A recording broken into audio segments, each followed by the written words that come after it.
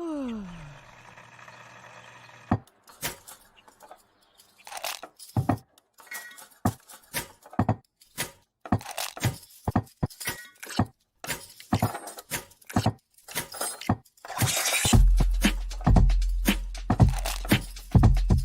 morning.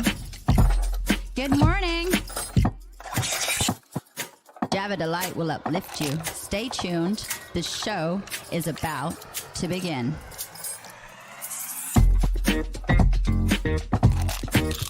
Grab your coffee. Stay tuned. This show is about to begin.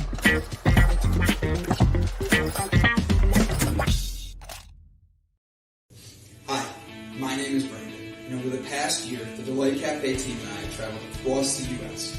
researching this rapidly growing industry of CBD products. What we have found throughout the industry were products that were inconsistent in dosage and used ingredients that weren't even lab tested. Products with chalky textures, bitter aftertaste, and worst of all, confusion among the CBD consumers. That's why we created Delight Cafe. A 15 milligram lab-tested, all-natural, water-soluble hemp CBD powder pack. It's odorless, colorless, and tasteless. Add it to your favorite drink of choice, wherever, whenever, on the go. Quickly find your calm, your balance, your delight when you need it most.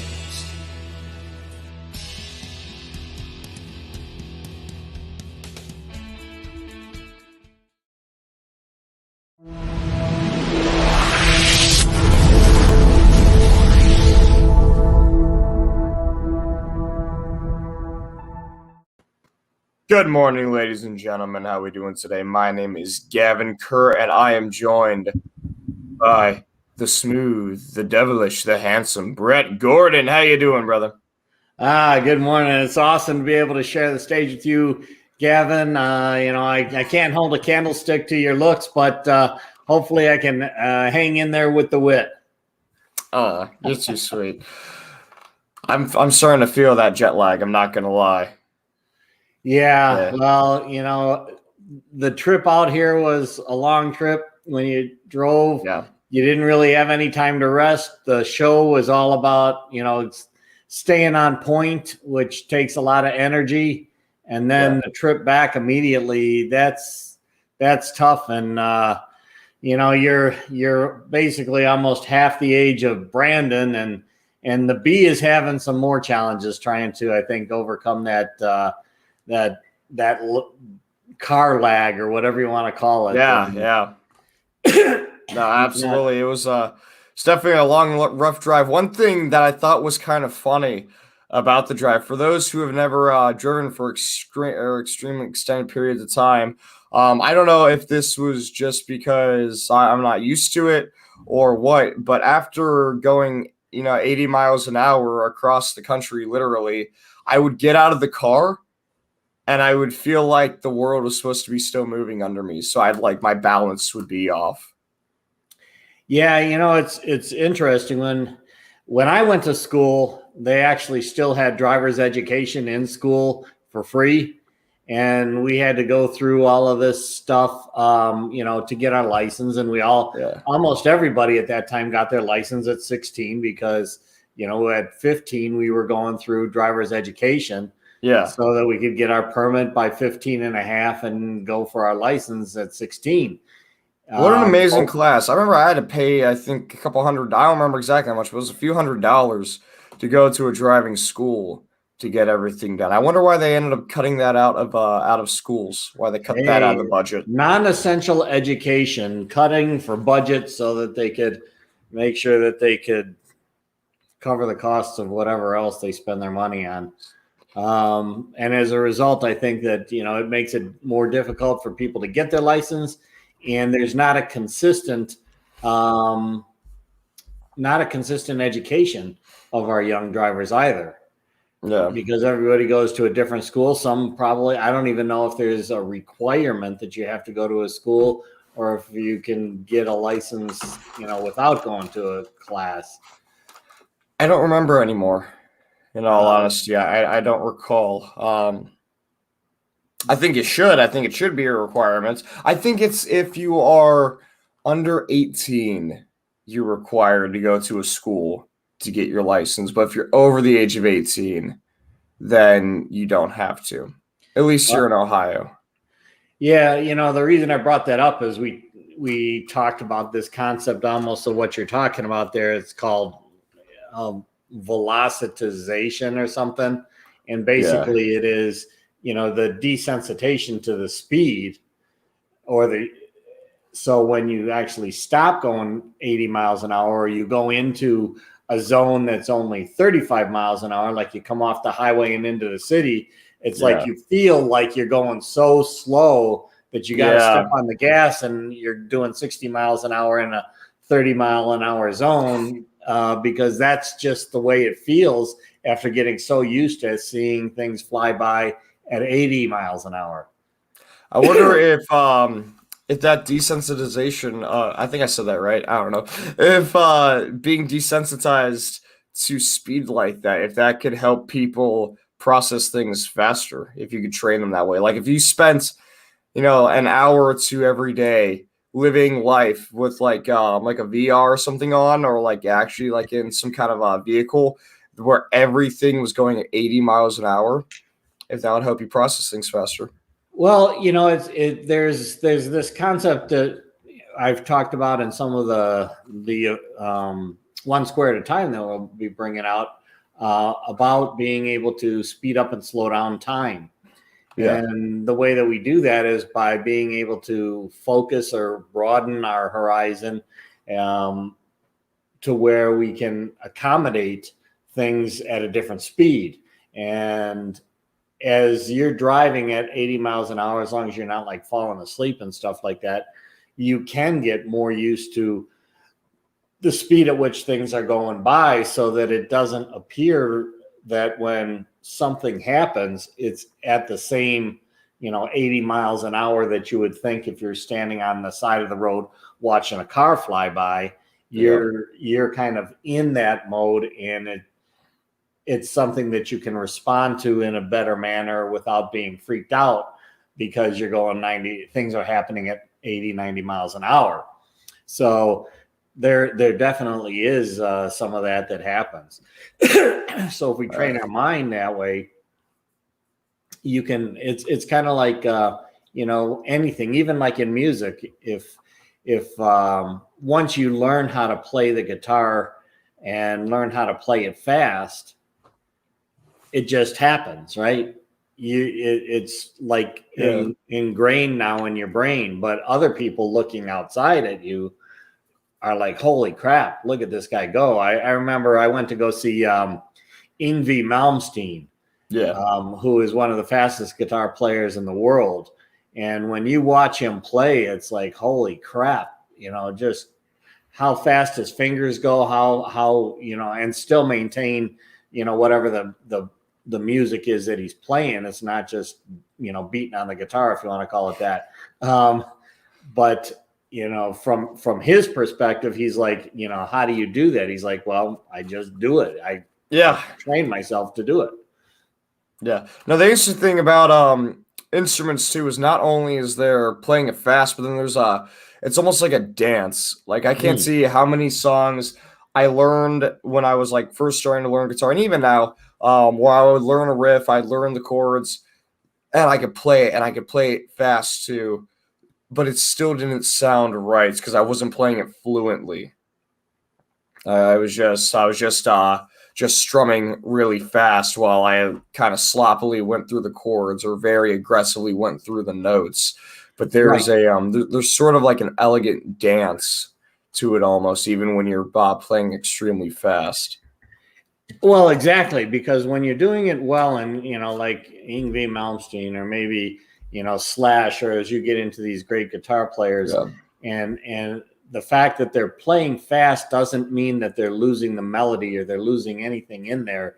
They just have a finesse about the way that they're doing things, and that's what is pleasing to the ear. That's what really comes through. And at the same time, you can listen to maybe some of the younger people that are trying to imitate or replicate what they do, and it's like, holy crap, this just is really hard to listen to because they've lost a lot of that melodic or tonality of what they're doing in trying to do the speed thing. It's kind of similar to I grew up after college. I went into the Air Force, and when I was in the Air Force, the first place that they put me in logistics after I got out of the flying training stuff that I didn't like doing. They put me into an aerial port, which is like airport operations, making sure that, as planes come in, that there's teams there to meet the planes, to get the passengers off, get the cargo off, clean the planes, and, get the latrines or the toilets cleaned and all that kind of stuff. Anyhow, you've got 3, 4, 5, 6, 7 planes on the flight line in different stages of this process between unloading and loading. And I really loved having lots of things happening simultaneously. Yeah. And even now, when I am just focused on a single thing, to me, it's kind of like boring. I want to have multiple things happening simultaneously. And other people look at me and they're like, well, you're crazy. Why would you do that? And it's just that, once you've trained your brain, you've trained your mind to be able to do that, you get used to it. And that's kind of the stimulation that really, really makes it happen. I think we could also tie it into our good friend Bob who's out today. I mean, got running what about over 4,300 miles in a couple of weeks, running from Colorado down to almost the tip of Florida and back. And as I say, he says he's got buns of calluses. I say he's got buns of steel to be able to do that. But, when you're riding your motorcycle at, 60, 70, 80 miles an hour for that kind of distance, especially on a motorcycle where you don't have the car around you, you don't have the ability to block out the wind that's going by and so forth. You really have to heighten your senses in order to be able to just deal with anything that could be happening on the road. So I don't know, maybe Bob will say something about that, but I sure as heck couldn't figure out how to do it. And it looks like Bob has, got some scooter lag from his trip, just like you got from yours. Absolutely. Like he's even saying 80 to 85 all the way. So. Yeah. So when you're traveling at that speed on a motorcycle, especially, you've got to really have your senses tweaked. Otherwise, you can put yourself in a real bad situation real quick, and you don't have 4 wheels and a crap load of steel around you in order to protect you in case you make an error in judgment. Yeah. Well, the nice thing about the motorcycle, and this is just from my experience, is when I did like long distance drives in a car, I get sleepy, I get tired, I kind of like get distracted for a little bit now and again. I never did that when I was on the motorcycle. And that could just be that maybe I didn't ride it long enough, maybe I didn't have it long enough. I rode it as much as I can, but still I didn't have it terribly long. But I was always pretty alert when I was on the bike, just because I knew that I did not have that protective cage around me. I did not have a lot of the safety things going on that I usually would in a car. So for me, I was always like, I was pretty bright-eyed, bushy-tailed, always looking around and stuff. Well, and then, especially maybe younger, but possibly even as we get, a little bit older, I think Bob is now like maybe in his late 20s, early 30s.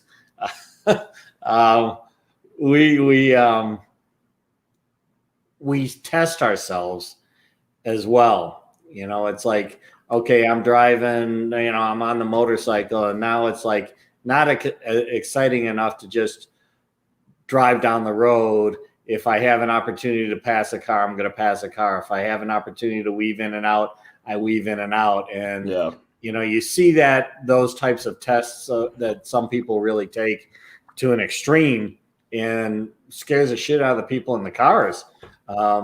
because they're not sure what that person's doing.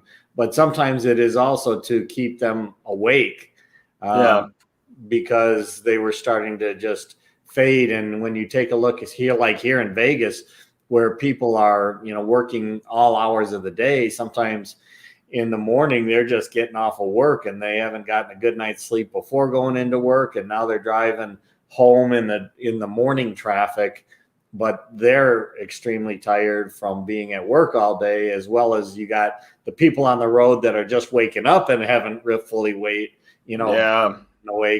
And that combination sometimes isn't so cool. Yeah, Vegas were some crazy drivers. Vegas in general was a very strangely live city. Like, I used to travel to New York a lot, and New York is supposed to be the city that never sleeps. So I'll tell you what, at nighttime, stores shut down. There's less people walking around. It definitely doesn't sleep by any means, but it calms down quite a bit. As for Vegas, oh my God, 24/7. There is just as many people during 1 o'clock in the afternoon as there are as 1 o'clock in the morning. Like, it never really slowed down. It's really not until 2-3 o'clock in the morning, until about 6 o'clock in the morning, that things really kind of settle down quite a bit. And then at 6 o'clock, people are waking up, heading back in to the strip. And you got the morning people that are out there wandering around before the heat gets going and all that kind of stuff. I see where Mr. Bob is out there talking about, driving through Dallas and New Orleans sucked. Thought I needed a team of proctologists to get this seat out of my butt a couple times. We used to call that in the Air Force sometimes pucker factor. But, how intense the situation is, what's going on at the time. Oh, I know exactly what you mean. It sends something. That was close. Ooh. That pucker factor really comes into play. We had Brandon and I had a lot of that during our drive through Indiana.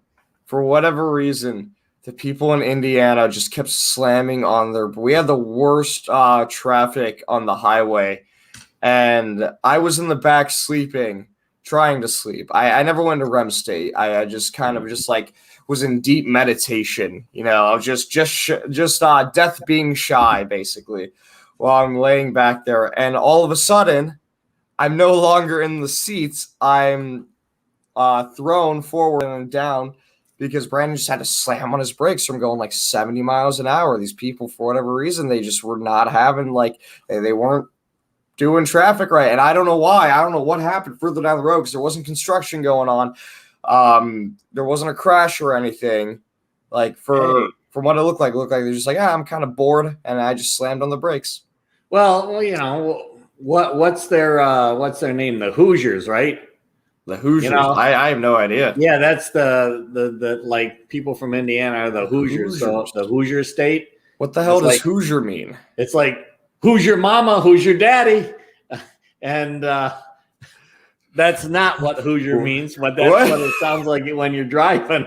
Who's your mama? Who's your daddy? We're going to let you know that you's in Indiana and we are in charge of the road. We're going to hit the brakes when you don't know why we're doing it.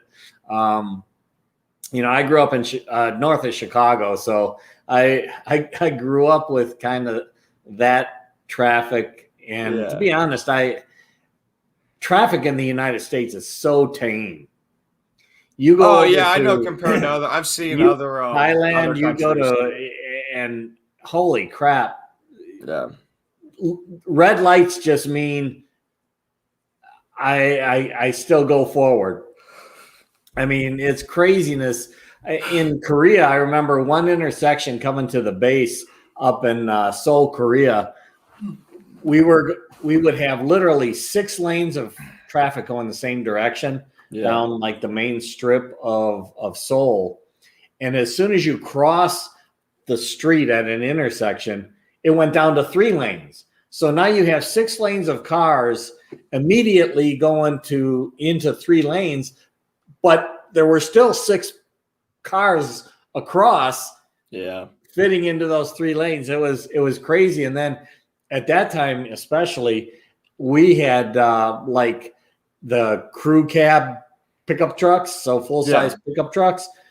compared to their real small vehicles that they were driving at the time. And man, it was interesting trying to navigate the traffic when you've got this full-size extended bed truck and they've got their little cars that they're weaving in and out of. It's craziness. Just pack them on there. Just put out a ramp. Let them slide on the back of the truck. There you go. Well, we kind of did that, it's like intimidation. We got the bigger vehicle. You take us on. It's up to you. Yeah, they'll drive around like goddamn Americans in their huge vehicles, think that they can just take up the whole road. That's what they were thinking. Exactly. Yeah, believe me, I know that they were thinking that sometimes. Like, effing people are in my country driving around in those big ass trucks and think that they can rule the road. Yeah. Did you ever experience racism while you were overseas? There's no matter where you go, you're going to find that different cultures, different countries have a nationalism or a pride of their own, right? Yeah. So when you're there, even though that they may be very cordial, very nice, very polite, whether it be in Japan or in Korea, there is still this, you're a foreigner. Like in Japan, they say you're a gaijin. Gaijin is basically foreigner, white guy. And you do, they can still be very polite. And for the most part, the society is, more polite than oftentimes here in the U.S. But there's still also this feeling that, you're an outsider, you're an American. There is a lot of ugly American kind of Americans out there that are visiting. And I've said this in the past where even when I was in the military, we'd be in the town and the Japanese or the Koreans were learning to speak English so that they could sell their products, be at their stores and sell to the Americans or other foreigners that speak English.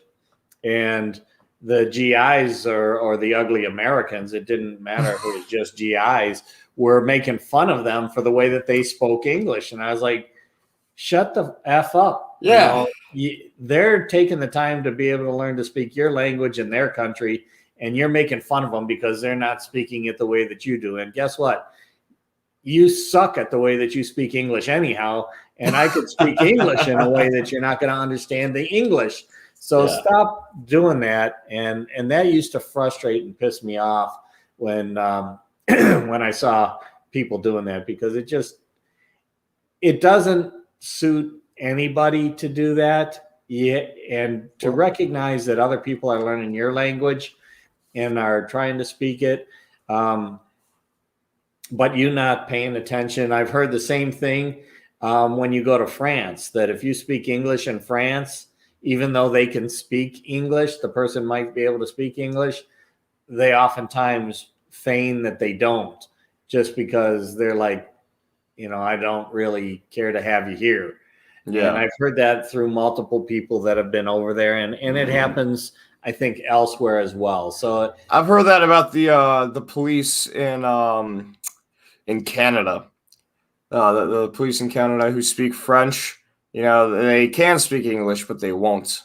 That's it. Well, yeah, you've got your French Canadians and you got your, I don't know what they call them, the English Canadians. But when you get into like the Montreal area and stuff, which is French Canada, they do have that kind of a thing going on too, where, there's this feeling that either because they don't feel that they're being treated equally with the rest of the primarily English speaking part of the country or whatever, but they can take on an attitude that is like, well, now you're in my side of the country, you speak French. Yeah. Now, I think, and I believe that, because I've met quite a few people who have issues with people who speak multiple languages for whatever reason, or don't speak with the same accent they do. And I really think that just comes down to being insecure with one's own intelligence, and being kind of uncomfortable with the fact that somebody very clearly knows more than them, at least in one category. You know, you talk to somebody and you always assume, a lot of people always assume that they're the smartest person in the room, that they're always correct.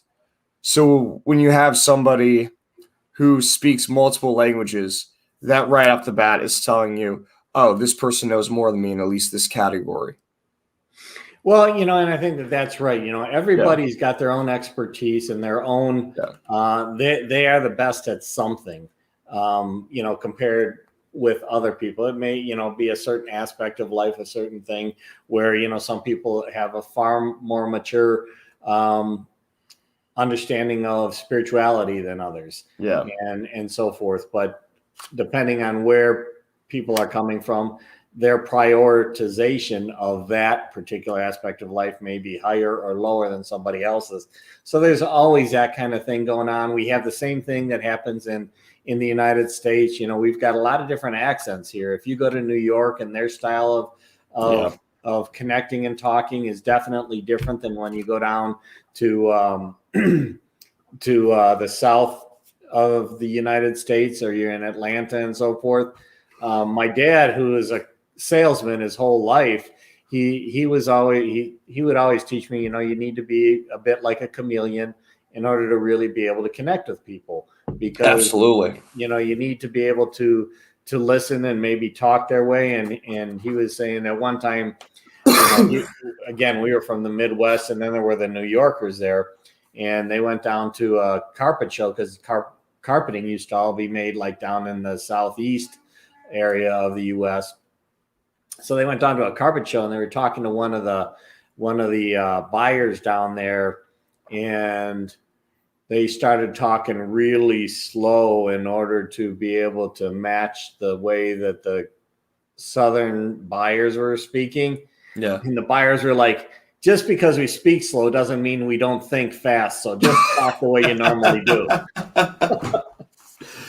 That's funny. I like that. People all the time, they always ask me, where am I from? Where's my accent from? And I don't know what to tell them, because I'm sure you noticed over the weekend my voice will change depending on my mood. When I'm tired, and it usually ends up being a little bit lower, a little slower. When I'm excited, it'll get higher, a little faster, and I get a little bit of different accents to it. But I just tell them lots. I was like, I don't know, different characters from acting, from singing, maybe a little bit of psychological damage, multiple personality. I have no idea. But I get a lot of weird ones. I get people ask me, and I don't hear it at all. And I'll tell some people, and they'll be like, "Oh, I totally understand that." I'll tell other people, and they're like, "I have no idea what the hell that person was talking about." But I'll get I've gotten Australia in the past. I've gotten Irish. I've gotten New York. I get a couple weird ones. I've gotten English a lot. Yeah, and it all depends on the ear of the person, and what they're used to hearing. Coming from the Midwest, actually in broadcasting school, they teach the Midwestern accent to broadcasters that are going to be like national broadcasters and things like that in broadcasting school, because they say that the Midwestern accent is the one that maybe enunciates things a little bit more clearly than other accents, and can be understood a little bit easier around the country, around the world. So if you listen to broadcasters or anchormen, and especially on national or international TV, mainly national, international, sometimes you can get people from other countries in there, but they tend to have more of a Midwestern kind of an accent. And when I talk, I'm like, I don't have an accent. And they're like, yeah, you do. You can definitely tell that you're not from, my part of the country or whatever. And I think that there's a lot that, a lot of times that gets in the way of communication. Yeah. Because people oftentimes don't like to actively listen. Yes. If it is something that sounds different than what they're used to, they either turn it off, they kind of hear it mumbled, or they don't want to actively listen. And, I think what Bob said, I flashed up there before, that, people can have an attitude about their accent, their language, whatever it is, and they can treat others as being lesser because, you don't speak the same way, you don't talk the same way, or they become very suspicious of you. Like, you know, if you want to go back to the days of talking about the revenuers down in the South, where, you know, the guys from the tax collectors were more of the northern people coming down there, and then, you know, trying to get taxes from the Southerners or whatever. Those things, they're real. They're real. And unfortunately, a lot of people don't take the time to even learn some of the polite words or mannerisms for different parts of the country or different parts of the world. And the one thing that I found, having traveled and lived across the ocean a number of times, is that if you learn just a few of the polite things, like if as an American I went into a Japanese home or a Korean home, and the first thing that I did immediately was go down and take my shoes off, start taking my shoes off before they said anything. They were like, oh, he's actually doing something that is in my culture, what we do, and I didn't have to tell them. Or if you learn to say just hello or thank you in their language. Yeah, if you learn 1 through 10 and please and thank you, if you learn that in the language of the country you're going to visit, you already know more than about 70% of the tourists that go over there. Well, absolutely. And more so, it is, you know, demonstrating to them that you recognize some of their culture and respect it. Yeah. And at that point in time, communication opens up. Even though you can't speak the same languages, together you will both work out what it takes to kind of communicate. Yeah. But that's because you've broken down immediately some of the barriers, some of the blockages, some of the prejudices that come with it. And, you know, prejudice is prejudging, right? That's what prejudice is. So when I was, you know, I'm a white dude over in Korea or Japan or Thailand or whatever, it's pretty easy to tell that I'm not from there, right? So learning those types of things really broke down a lot of the communication barriers. And then for those that did speak English or a little bit of English, by me slowing down a little bit of my speech pattern, my speed of speech, and enunciating, or maybe using a couple different kind of enunciations or pronunciations of words, help them to understand what I was saying. Because oftentimes overseas, they learn how to speak your language from a book. Yeah. So they sound out words, or their teachers that teach them don't necessarily speak English. Well, you know, it's oftentimes not their primary language. So they learn to pronounce a word or understand a word in a particular accent that is not normally the accent or the way that it's pronounced here. Have you seen the translative technology that's coming out lately? They have like bracelets and different kinds of earbuds and stuff now, where if you were speaking Korean and I was speaking French right now, you know, I could speak it to you and it would translate for you and then say it in Korean into your ear. And then you could talk back to me and it would translate and say it in French in my ear. Yeah, well, you know, if it's speaking French in my ear, I don't want the tongue to go in there. No, I had a little off topic here. I had a girl one time. We were kissing, we were making out, and she licked in my ear, and then had the audacity to tell me, if you want me to do that again, you need to clean your ears better. What? I looked at her and I just went, oh, okay then. Yeah. And there was no second date after that. That reminds me of Harry Potter, where they had these I forgot bodies beans. They were like jelly beans of all different flavors. Oh, those are real. Yeah, and one of them was like earwax.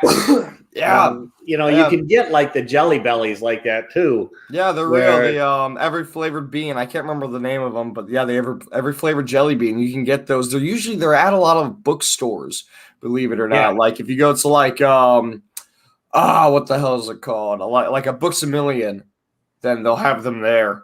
And they're pretty horrendous, some of those flavors. They got like fresh grass clippings, which is probably one of the better gross ones, earwax, vomit. There's a couple that are ugh.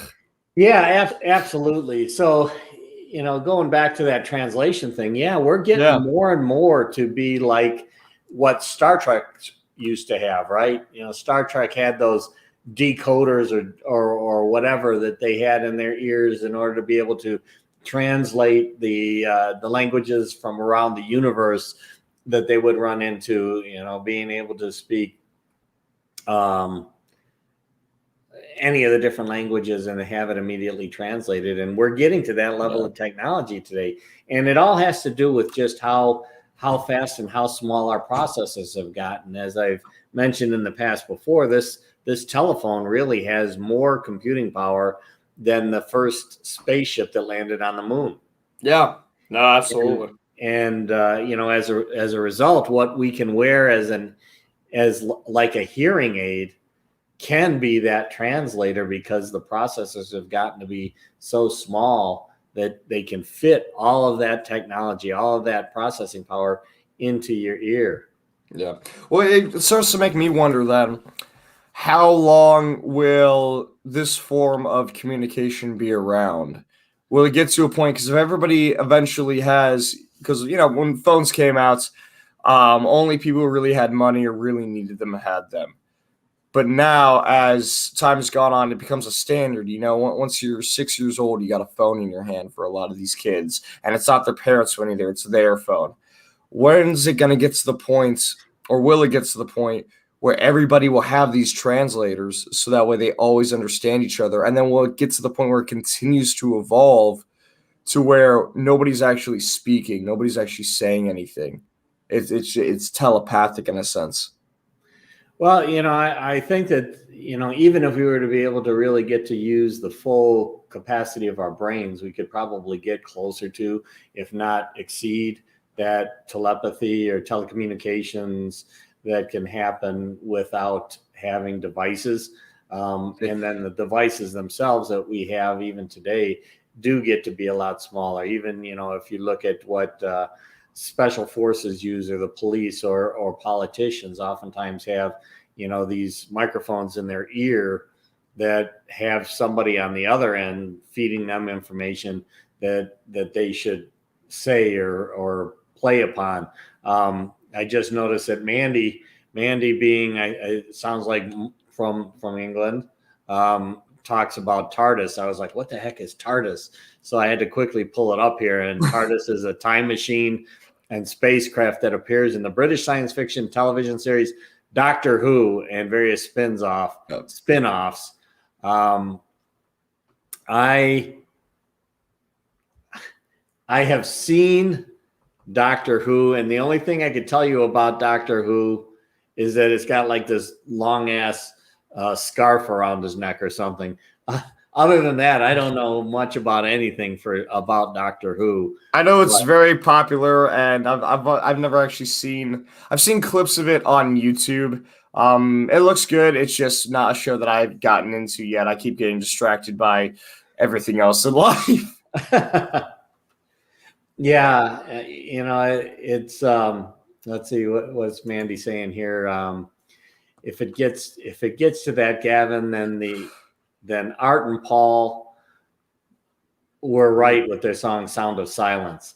That song to me is something that I actually use a lot in trying to help people understand how frequencies really make a huge difference in the way that a message comes across. Because whether you listen to the Simon and Garfunkel version or the Disturbed version of that song, the way it comes through, the way it hits you viscerally is completely different. And oftentimes that will really tell you that even though we're using the same words, the same sequence of words, but using a different tonality, a different way that it's being expressed, the meaning behind those words feels different. Yeah. Well, I think the best example of that would be 9 Inch Nails and Johnny Cash's versions of Hurt. I don't know that I've ever heard the 9 Inch Nails version. You've never heard? That's the original version. Really? Yes. Yeah, Hurt by Johnny Cash is a cover of 9 Inch Nails, Hurt. Really? Yeah. Yeah, that's why it's called one of the greatest covers in the world. Yeah, it was originally by 9 Inch Nails. He did it to help reconnect with younger audiences. Wow, I'm going to have to actually listen to those two versions, because that may be something else that I incorporate when I'm talking to leadership teams and so forth about the way that you communicate and how just the difference in tonality, the difference in speed, the difference in sound, even though they're the same words, make the message completely different. Absolutely. Different. Yeah. Absolutely. Yeah. No, completely different feel, completely different song in context from those two artists, but both absolutely amazing job. So one of the things that I really try to talk about, as we're going down this path and now kind of turn it around toward, life in today's world and so forth, has to do with, what we surround ourselves with in terms of sound has a dramatic impact on how we perceive the world. Yeah. And, when I was growing up, people used to say that Ozzy Osbourne and listening to hard, heavy metal and stuff was turning our kids into, demonic, satanic people. And that's the kind of shit that I listened to growing up. Yeah. And even today, I like to listen to more of that heavy metal headbanging type stuff, especially if I want to boost my energy. Well, didn't Twisted Sister even go to court at one point? They might have. I believe they did. I believe they went to court about something with their music. They were trying to get somebody was trying to censor them, and they went to court and just basically tore the room apart, politically speaking. They weren't throwing a fit or anything like that, but it's hey, this is what's going on. This is the issue, and this is why we are perfectly within our rights as Americans to do and say what we are doing. Well, and that's just it. And what I want to try to help people understand is that, if you start getting into a funk or a rut or a depression or something, pull out that music, whatever that music is to you, that is uplifting, that has a positive feel to it, that brings your lightens your mind, lightens the load on your shoulders, and listen to that stuff and use it to your advantage to be able to actually have a self healing capability where you're leveraging music or you're leveraging sound or even you're leveraging the words of somebody that you enjoy listening to. For me, I grew up and a lot of my training is based on Tony Robbins. So if I start to listen to another Tony Robbins thing, even though I may be not listening to the words as much, I can hear the voice. The voice immediately translates to me to something that is positive, and it takes me from maybe being in a funk to something that is much more empowering in my life. So use those frequencies, use those tones, and even, what we're trying to do here with Delight Digital Cafe is all about being able to bring different perspectives on the world to actually also help to bring positivity and happiness to people through different ways.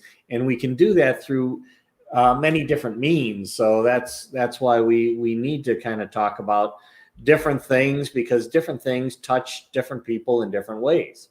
Yeah, I looked it up here. Dee Snider, lead singer of Twisted Sister, on PMRC hearing. He says, I was a public enemy. 30 years ago, the singer gave a testimony to the Senate to fight censorship. Looking back, he said he would do it all over again. So, yeah, they were really trying to, it's like you said, when people were listening to that music, when it first started to come out and break into mainstream, especially all over like MTV and stuff like that, people thought that you were satanic, that you were evil, that you were going to burn churches and destroy communities because you listened to this music. And the artists and the people listening to it were saying, no, that's not the case. This is just how we want to express ourselves because we were sick of being put down. We're sick of being silenced so much. So this is what happens when you're forced your whole life to not say anything. You explode.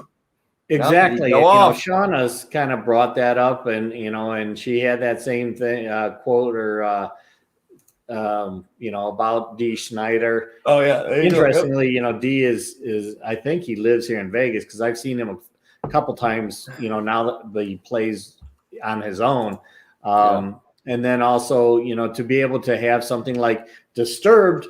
To me, is also something that can be extremely powerful music and positive, but other people listen to Disturbed and they're like, this is a demonic, very dark sound to them. And, for me, when oftentimes when I hear church songs, I'm like, I have some songs that resonate with me and can bring me to an empowering state, but I also have a different connotation of what churches do in terms of trying to influence your lives in different ways. So I tend to shy away from or not feel that the music from church can be empowering, but is actually disempowering to me. So it all depends on where you're coming from and what your belief systems are, and then to question those belief systems. And when I do question it, I'm like, you know what, if I break away from that mindset of, okay, what I think about church and controlling your life and just allow me to listen to the music without that, it's like, oh, this is actually not too bad.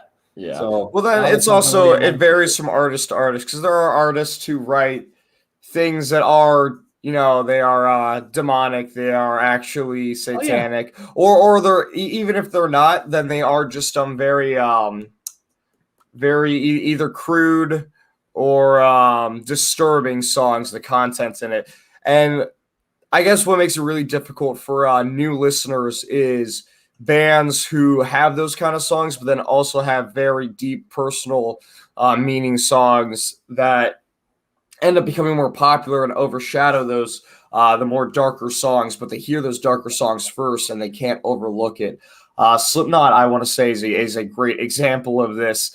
They have a song called I believe it's Purity is the one that I'm thinking of, where it's about a girl who has been kidnapped and is put in this box, and she's not happy that she's in the box. And that's what the song's about. It's this really messed up, crazy scenario. But then they also have songs like Snuff, which is very emotional, very starts off very slow. It's a very passionate song, and it's about a loss of a love and the internal turmoil that is caused by it. Because it's not a death, it's somebody leaving. It's just like it's a relationship that's been destroyed. And, he's upset because one of the lines is, I only wish you weren't my friend because then I couldn't hurt you in the end. Or then I could hurt you in the end. So it's this crossroads that he's with. And there's this difference between, they have some lyrics where it's like, I'm not going to say it on air because it's the family show. They have some songs where it's very graphic on how they're talking to these people and screaming at these people. And they have some songs where they're talking about themselves bleeding out on the pages emotionally as much as we're talking about other people bleeding out physically. Well, yeah. And I think that, like for me, I'm not into a lot of the rap where they're making, very crude comments about one sex or the other, or very controlling type things, or very negative connotation words to describe people or sexes. Because I think that those types of things do have, I mean, there's no doubt that words have an effect on people. Yeah, absolutely. And if you desensitize or you sensationalize some of these terms or some of these ways of, calling women certain things or calling men certain things, and having people believe that, then translates into their lives and the way that they treat others and the way that they believe others should be treated or they expect to be treated themselves. Yeah. And that's where, there's the give and take. There's the pros and cons of the way that music is. And you listen to or talk to the people that listen to that music, and some of them really feel empowered by it. I think that, going back to the music like I listen to, even if you're listening to, like Mandy's talking about, War Pigs from Black Sabbath and so forth, you listen to some of the ways that, and lyrics of some of these songs, and they're pretty intense. Yeah. But to me, I resonate with those, but I don't take that in as something that's going to be a negative in my life. Sometimes these negative words, actually push me into a more positive state of mind or a desire to change the beliefs or the way that people are thinking that may really follow that song or those words or whatever. See, now with me, as far as rapper, most genres in general, but we'll stick with rap just because the one that you brought up, and I think that's the one that plays most into what I'm going to say. When they're talking about derogatory terms or negative language or negative thoughts, for me, it's less of what they're saying and more of how they're saying it. It's more the wit. Like if they say something that it would be considered offensive or derogatory towards anybody, if they say it in a way where it's extremely clever and it's executed properly, then I'll find myself enjoying it, just because I don't look at it as, oh, that was an offensive or a shitty thing they said. I look at it as, wow, look at how they took that phrase and workshopped it into their art. Look at it, because that's what it is. It's the series of rhythms and breaking up syllables and getting words to rhyme and that word play. It's like a martial. Like, to me, rap is like a martial art, and you're just using different weapons. That's what your words are. They're weapons in that sense. They're tools, and you're just learning how to use that and just workshopping that craft over and over again. Yeah, and I agree with you. I think that for me, when I first listened to Eminem, I really did not like the tone, the way that things were being said and so forth.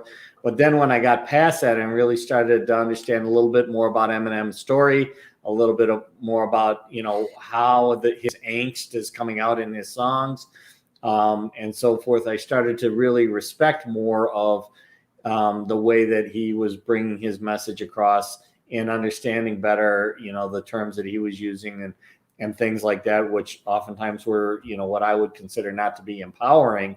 But, for him especially, and in a lot of music, it's the artists bringing out experiences in their life in a way that is actually therapeutic to them and maybe therapeutic to others that have gone through similar situations. So it really has a lot to do with, perception is everything. So the way that I perceive something versus the way that you perceive something, the way that Brian perceives something, or Mandy, is significantly different than from each other. Yeah.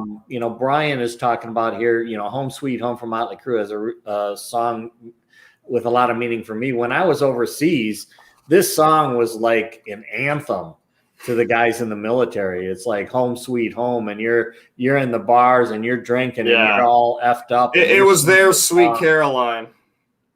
Sweet Caroline? Yeah, so when I go to the bars, when I'm doing DJ shows, the song that everybody wants to hear, I always have some drunk white woman come up to me and say, "Can you play Sweet Caroline?" That's how it was for them. It was their Sweet Caroline. Yeah. Yeah, and another song was American Pie. American Pie was a song that, oh my God, had a lot of meaning to us in the military being overseas. and we had our own lyrics that kind of filled in some of the blanks there, nice. But not something that we'd say on the show today. Oh, I can imagine. You know, so it really has a lot to do with your background, with your commonality, being in the military and connecting with other guys that were in the military has a different meaning to us than it may be to others.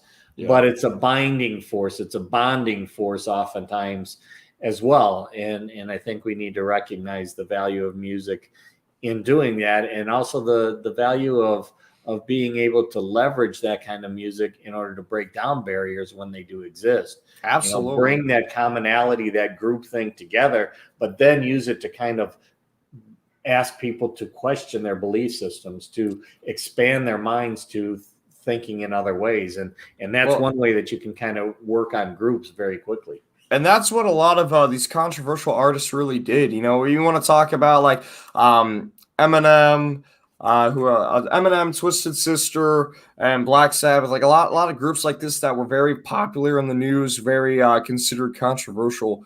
What they did was they paved the way for all the artists that we have today to be able to say what they wanted to say, dress how they wanted to dress, and act the way they wanted to act. They did that full, true artistic expression on stage. Now off stage, some of them did some crazy stuff, you know, and they did get in trouble for it, or they didn't. But as far as the craft goes, they really did pave the way of saying, hey, this is how much we're going to put ourselves out there, so that way everybody else after us feels comfortable doing a little bit of this to help express themselves. You know, and I think that that's how some of the genres of music have been developed over the course of time, you know, whether, you know, it be an extremely different genre or not, but jazz was a music that was created to kind of talk about, you know, liberation and, you know, being different from mainstream at the time, or you know, as you get into new wave or new age or all of these different genres of music, they're oftentimes trying to break away from what people are feeling is, you know, the man or the status quo or the controlling aspect, or, you know, the leading music at the time, or political perspective at the time, and brought it into music in a way that actually ended up coming out as a whole genre, as opposed to just individual songs. And then, you know, each one of those oftentimes has different people that contributed to it. Rock and roll, another one. Yeah. You know, rock and roll was something that was originally looked at as demonic back in the day when my parents were growing up, and, you know, they wouldn't even allow Elvis Presley, you know, if you're televising Elvis Presley, swinging his hips around. He was too sexy. You couldn't show it on TV, anything below the waist, because that was you know, getting way off into too much sex on TV and that kind of stuff. Could you imagine taking just a random person about my age? Let's say a random person from the age of 20 to 40, and plopping them in the past 50 years ago, right now.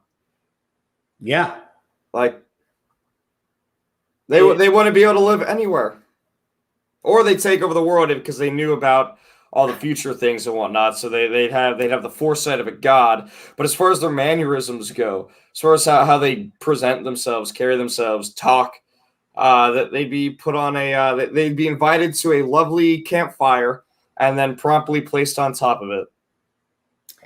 Yeah. Yeah.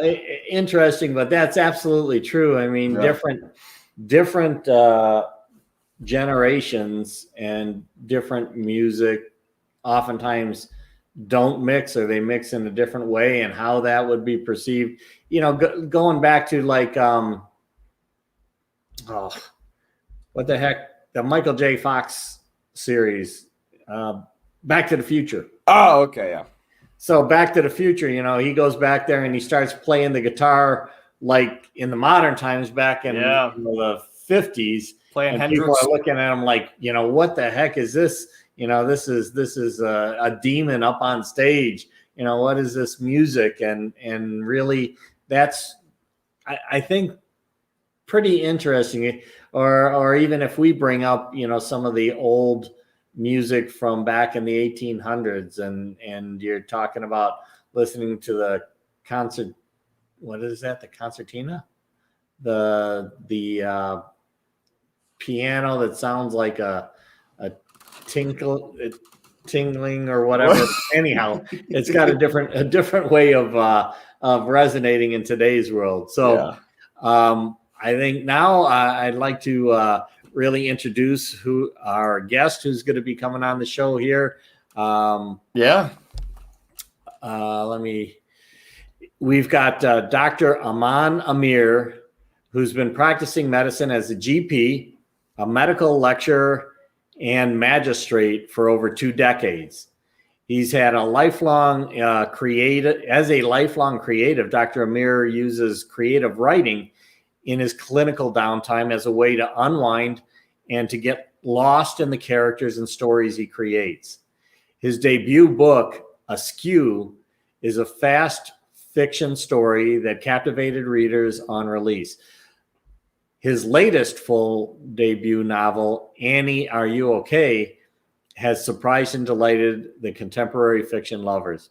Taking inspiration from a wealth of human interaction in a medical and legal setting, Dr. Amir has spent his career looking for answers to the pain and suffering of patients, along with the insatiable search for the truth. Both weave their way into his intriguing and intelligent stories.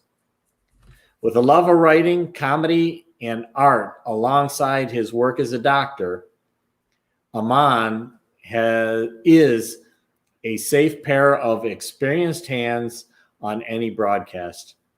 A confident speaker with a light Northern English accent, he is regularly on TV shows in the BBC in the north of England for his views on the latest breaking medical news stories. So I think, with a lot of the stuff that's happening today, this should be a really interesting conversation. I'm looking excited. Forward to it. And we'll be bringing Dr. A right now.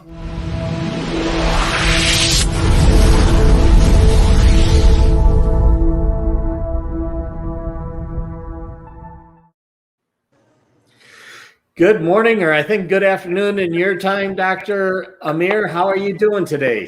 Hi there. Yeah, good afternoon my time. Good morning your time. I'm doing very well, thank you. I just heard a little bit of the intro. There's a little bit of it's quite overwhelming, that just listening to you describing me. I was like, oh my god, it doesn't end. Thank you. It's very kind of you. Absolutely. Nice to be on your show. Your accent is lovely.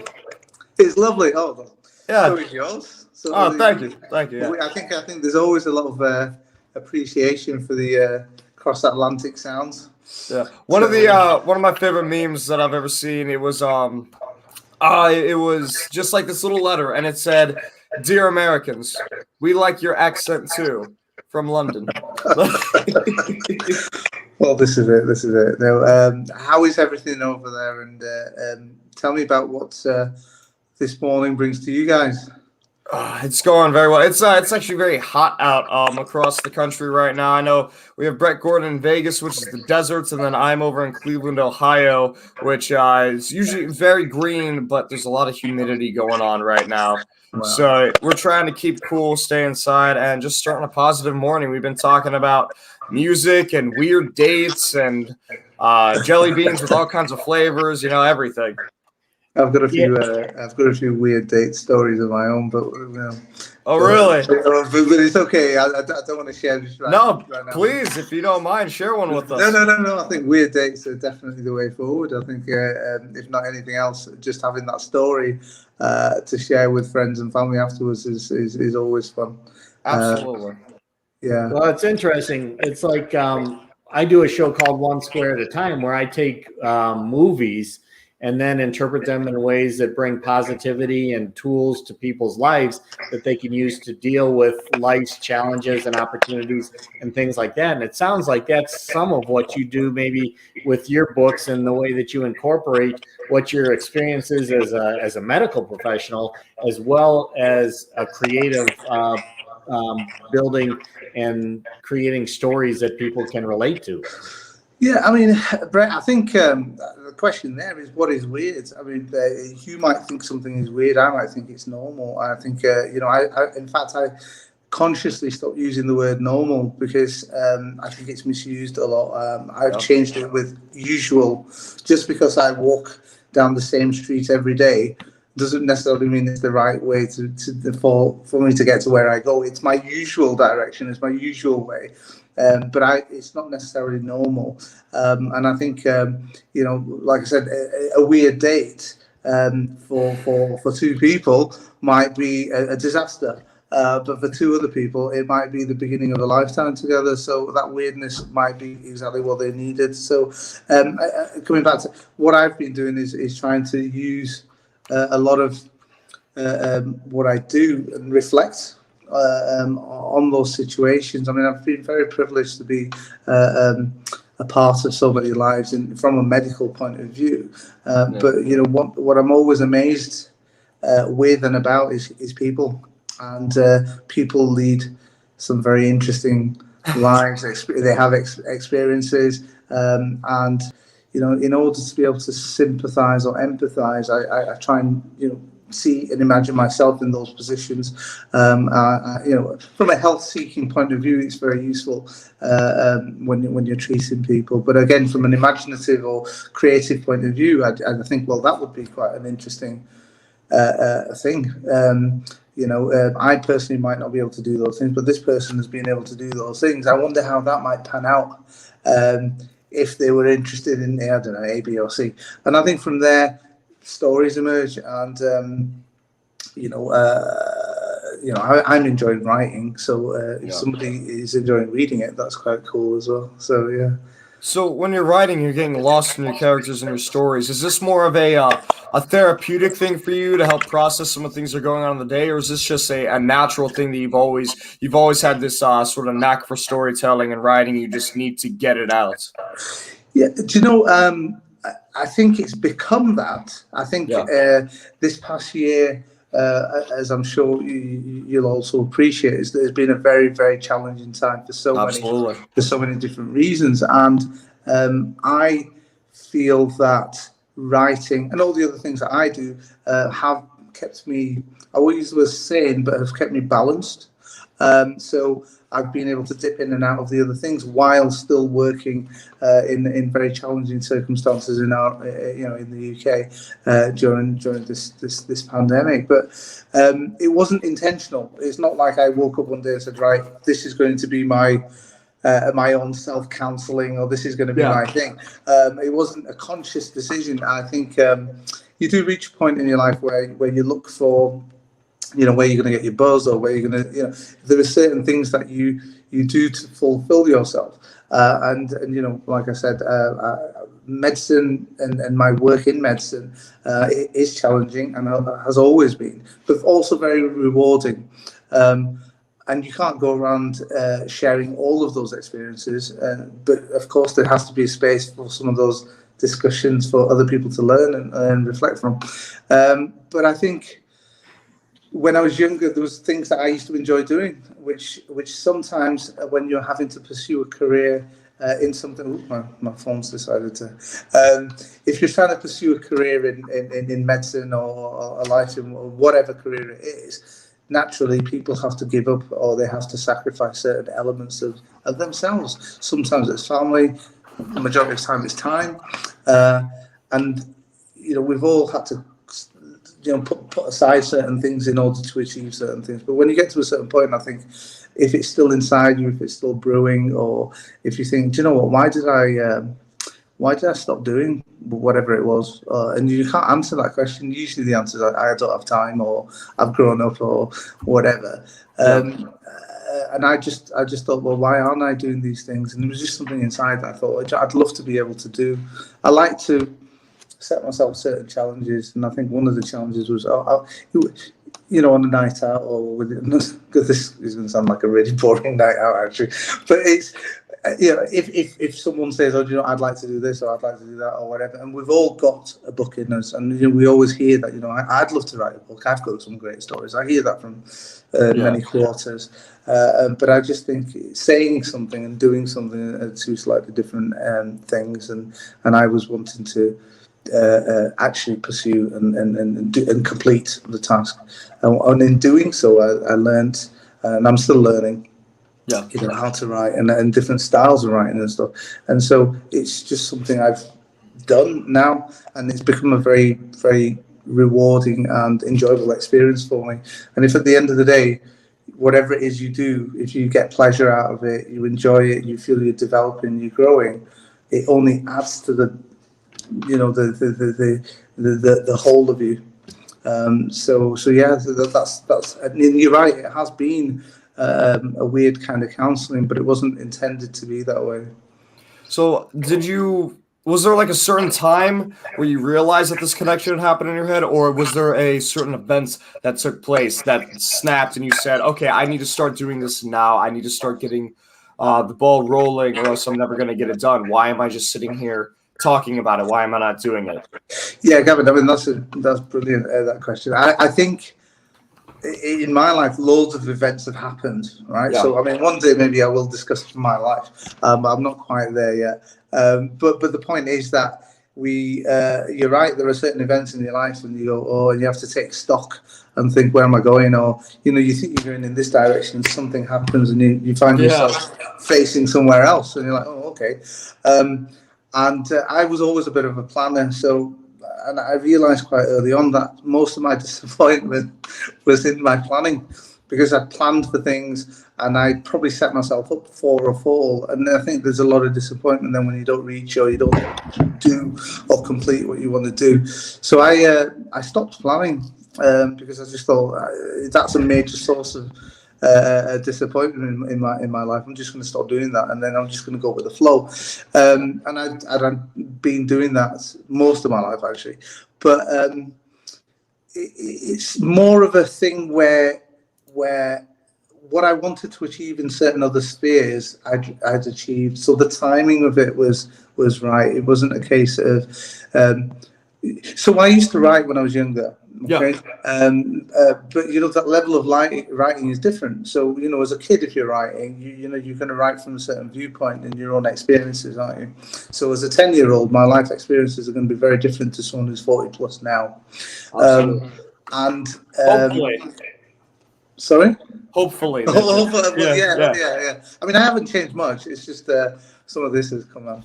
But essentially. There's that, and then obviously navigating through a career in medicine, you see and you experience certain things. And I think it's just because I got better at managing myself and time, so I just realised that I could do it, and I think that's an important thing as well. But many times we think that we could do something, we would like to do something, but there's something in the way that and we cite it as time or other kind of commitments.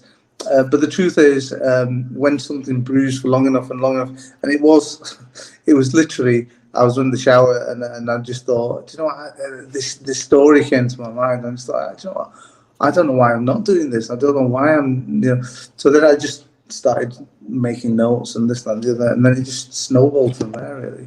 And I'm really just enjoying the journey of the process of learning to write. And so it wasn't one or two events. Sorry, Brett. No, that's okay. It sounds kind of like some of the times when Gavin, who's a musician, he writes lyrics and stuff like that, and I'm guessing that when those lyrics start coming to mind, it can be in all different situations and all different, whether it be in the shower or just waking up or just going to sleep or on the road. Those things kind of come and hit you, and it's like this prophetic thing that's coming to your mind, and it's like, I got to get this down on paper before I forget it, and then incorporate it into what I'm doing. Absolutely. I think you'll know this yourself, Gav and Brett. Whenever people who are creative, it is in the most strangest of places and times when something just strikes you and you go, oh, right, what do I do? And I do tend to just in that moment just write something down or jot it, if it's possible, and then you just have to go with it. And yeah, I think if you know where you're coming from and what your actual intention of the thing is, it becomes a lot easier. So if you just enjoy a process, the outcome doesn't matter because you've enjoyed the process and you've developed and you've learned. Then it doesn't really matter after that, does it? I mean, it's always nice when somebody likes what you do, and that's always going to be nice. But equally, you have to ask yourself: do you do it for others or do you do it for yourself? And Absolutely. I think that's an important thing. Well, and that's really what there's two different kinds of writing, whether it's music or books or magazines, whatever it is. And you always seem to be walking that fine line because you either are writing it just for yourself, where you don't care if people see it, you don't care if it gets popular, you just want to get it out, or you're writing it for other people because you want to make a career out of it, you want to make it popular, you want everyone to see it, and when you want people to see, you want to make that career out of it, then you walk this fine line of writing what you believe people will enjoy and still staying true to yourself. Yeah, absolutely. I think that's where a lot of commercial element comes into it, isn't it? In terms of whatever product it is that you have, you think about, well, what is the demand? What is the value? What would somebody, and that's again what I was trying to say is if you just have that clear in your mind, then you're at peace with the whole process. So if I say tomorrow that I want to write a bestseller. Right, if I say that, I mean, obviously, who wouldn't want to? But if I say that's what I want to do, then what I need to do is I need to do a little bit of groundwork and find out, well, what genres out there, who likes what, what might sell, what might not sell. Find out about that, understand marketing, There's a bit of work to do before that, and then I can make peace with this is what I'm going to go for because I've done the work beforehand. But if I'm just saying, well, this is a story, I quite like this character, I'm going to see how this character evolves, then I just do that, and then at the end of it, so that's actually what happened with me. So I just thought of stuff and I thought, I'll see how this sort of pans out. And in fact, the two books that I brought out were very much linked to one another in that one is a very linear sort of novel, and the other, when you described it earlier, Brett, the flash fiction side of it, that's a collection of short stories that really come off the main novel.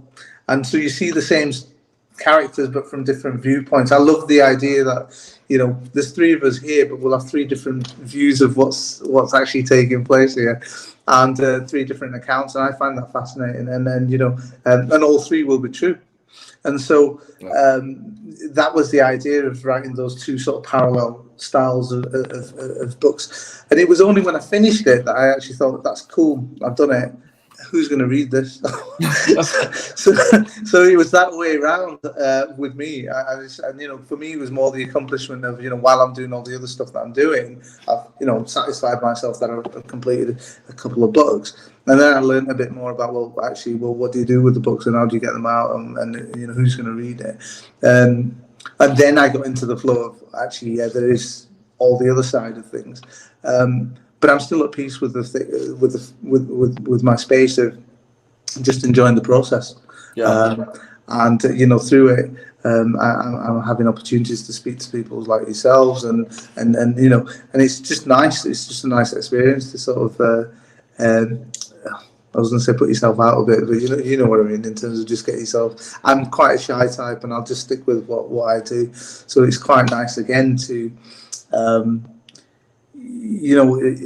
To put yourself outside of your comfort zone and to see if you can sort of, it's that whole sink or swim, isn't it? And see how you get on with it. Absolutely. It's interesting that, as a GP, you hear people's stories all day long. You're trying to see through their stories into, their physical health as well as their mental health. And with with everything that's been going on, especially in this COVID era now, those stories get magnified. Those stories get you hear two totally different perspectives on how people believe about what's going on, and how if at all does that come into kind of your mindset as a lecturer, as a writer, because it's such a big part of our audience's perspective in today's world. And I think that there's a difference between how things are perceived here in the US with regard to COVID and how things are going there in England with regard to COVID. Can you talk a little bit about that and how it may come together and what you do both as a professional physician as well as a writer?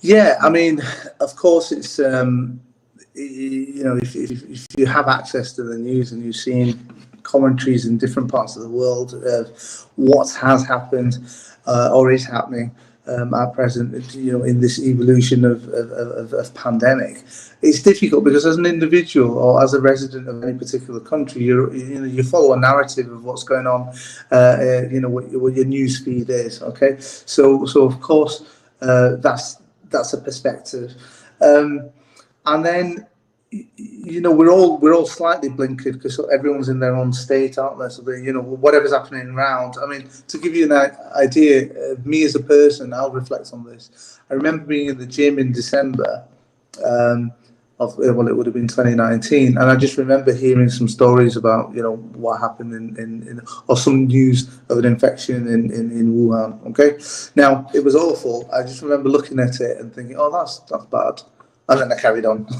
And the main reason is because it didn't affect me directly. Right. Yeah. So I look at it and go, oh, that's not, whatever world news is, oh, that's bad. You can spare a thought and feel bad for the situation. But human nature is, it's not on my doorstep. It doesn't bother me. And I'll just carry on. I'll carry on with the exercise. And then you go through December. So then, obviously, as the months progressed, I remember watching the news and, you're looking at stories in Europe. So then you're looking at Spain and Italy, and I'm just thinking, I'm a bit nervous now because it's getting closer. And I just remember thinking, oh, okay, it's now a little bit more relevant, yeah. And that's humans and human nature. And the thing is, had this not been affecting us, our loved ones, our daily routines, it doesn't matter which other country it is in. I think that's human nature, unfortunately. So that's difficult. But and I think your questions again, Brett, amazing question. But sorry for the lengthy answers. No, that's fine. No, because it does require a little bit of thought. But yeah. I think. So when lecturing, I'm doing the same thing, just in different places. Okay, so if I'm teaching medical students, I'm also hopefully empowering and teaching my patients. I'm also doing the same job as a human being, just imparting advice to friends and family. So there's nothing, I don't see it as I'm doing this with this hat on or this with this hat on. It's the same thing, just a different room, right? So the thing about I see the role of a doctor is not really about learning diseases or whatever. That's an academic thing. This condition is this, that's fine. But actually treating people is really trying to understand, I feel. It's the disease in the context of the individual. So if I have 3 people with TB, 4 people, 5 people with TB, their management plans are going to be different based on who they are. Now, that might be their lifestyle, that might be actually their metabolism, can't take a certain medicine or whatever. So it's not, I can know everything about TB, but I might not be able to treat that one person if I don't know them. So I feel that certainly I try to do this in my consultations, and obviously talk to my colleagues and students about this, is understand the human, right? So if I don't know you, I don't know what you like and dislike. I don't know whether you will take the tablet or you won't take the tablet. I don't know if that tablet is even right for you. I don't know if you're allergic to it. I don't know what's going on. I don't know your risk factors, whatever. So I see it as the same thing, really. So, even in medicine, when we talk about, when a patient presents, we talk about the presenting complaint, but then the next bit is history. So it's all about the story And well, what is the narrative? And the problem is when you're looking at it with a clinical hat on or whatever, whatever sounds you make, I have to make links with, oh, that equals that. But actually, sometimes when I'm so concentrating on, that equals that, I've actually missed all the other cues that the other person's telling me. So it might appear that the person's coming with abdominal pain, I'm worried about appendicitis, but actually they've got other things going on. And maybe that's the thing that was the problem in the first place, and I've just given a prescription and told them to leave or whatever. So I feel that's how medicine, its best practice is understanding the individual. So in the context of this past year and more, stress, isolation, loss of loved ones, whatever, it has been a massive thing. Yeah. So that has obviously led to more issues with mental health problems, more issues with relationship issues, work, finances, all those sorts of things have had a massive impact, and certainly where we are here, and I guess over there in the US as well. And I think, then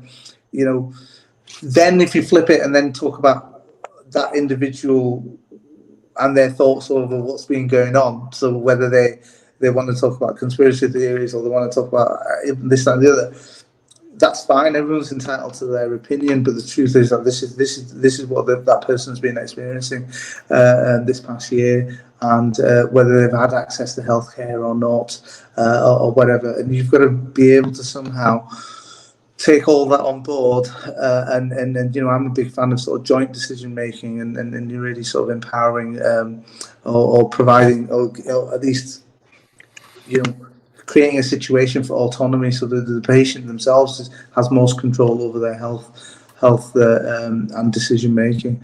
And you can't do any of that without really paying attention to all the other stuff that's been going on. And you certainly can't ignore how much of an impact this past year also has had on people and their lives in our parts of the world. I mean, in other parts of the world, it was probably more simple than that, in the sense that it was just so, it's either this or this. And so, again, it's, I hear this word being used a lot, but gratitude. So it's like, okay, fine, it's been a bit crap. I'm sorry if I've used the wrong word, but it's not been very nice. Yeah, I'm sorry. I never know how far to take it on the term. You get one F word per episode. Really? Oh wow! Yeah. Right.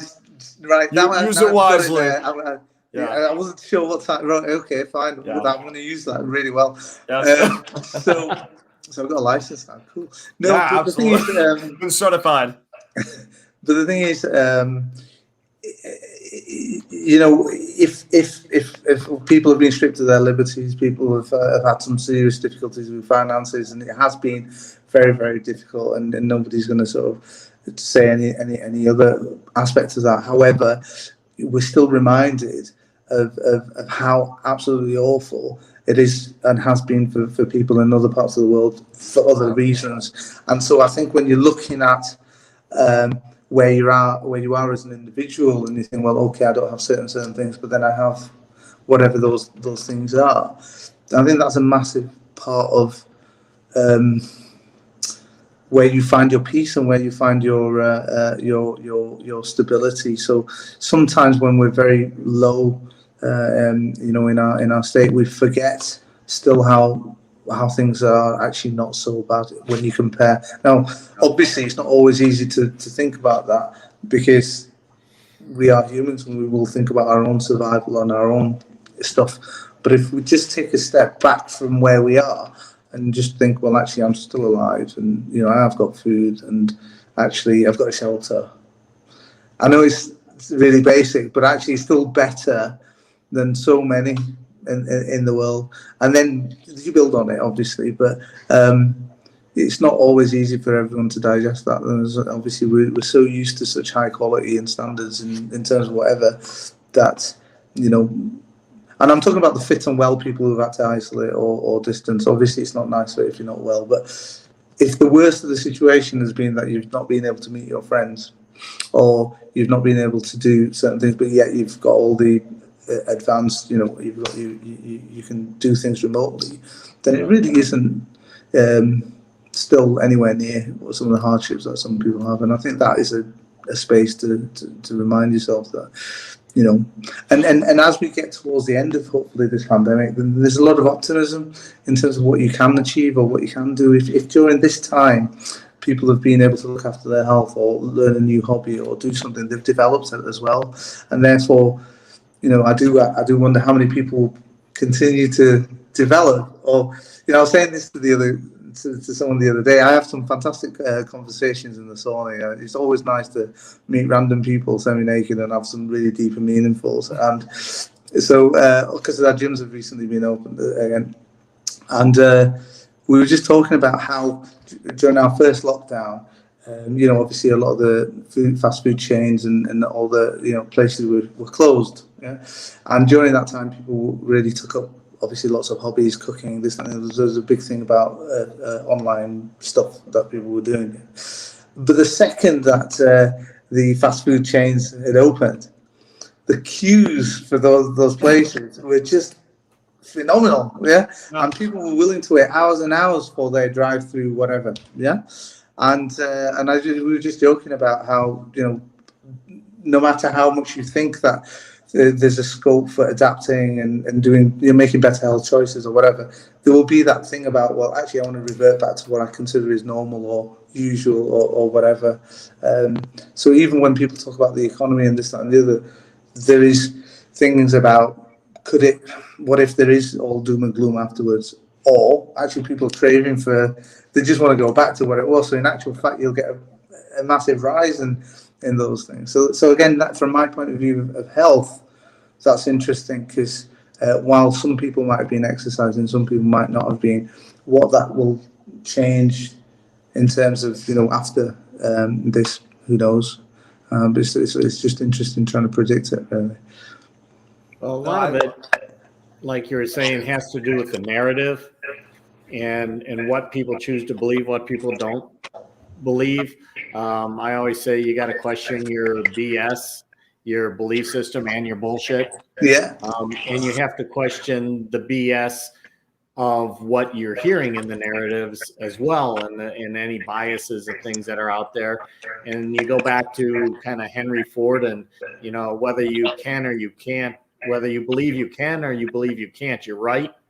And a lot of that has to do with the state of health and even the way that you're going to react to the virus and so forth. So I think that, you know, in your profession, you know, I haven't had a firsthand experience from the way that you have.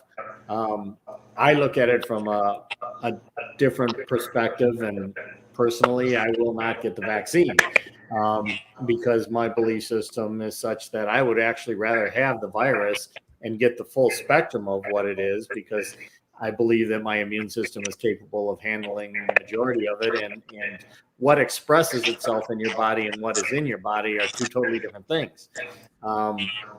So a lot of it has to do with mindset. If people come in thinking they're going to die from COVID, the chances of them having a harder time with it are much more significant than people that come in saying COVID is something that is just out there. It's another virus that you know, our bodies are capable of handling in and of itself.